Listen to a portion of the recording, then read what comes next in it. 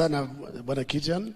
Your Excellency, the President of the Republic of Kenya, the Deputy President, and all protocols observed. Bwana Yesu asifiwe, asifiwe tena.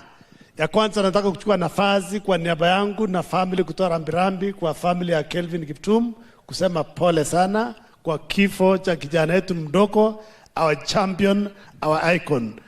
Your Excellency, the President, tunashukuru sana kwa sababu ulikubali hii function iwe state function na mumekaramia kila kitu. Tunasema asante sana Your Excellency. Ya tatu, tunashukuru kwa mchengo ya nyumba ya mchane wa Kiptum uko Cheronya. Your Excellency, nimekuwa huko, nyumba ilikamilika, it's already furnished, it's ready, na tukimaliza mashishi bibi yake anaingia ndani na nyumba ya wasasi inaendelea. Tunasema Your Excellency, asante sana.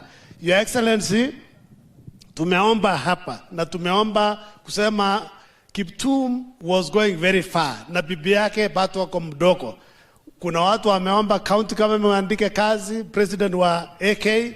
Sisi tunaomba kwa sababu penye ataishi ile nyuma mmemchengea. Your Excellency, tunaomba Rivaro lietu MTRH iko karibu, angeandikwa hapo kazi Your Excellency, ili itakuwa rahisi kwake kusomesha watoto na kwenda kazini, iko karibu hapo Your Excellency.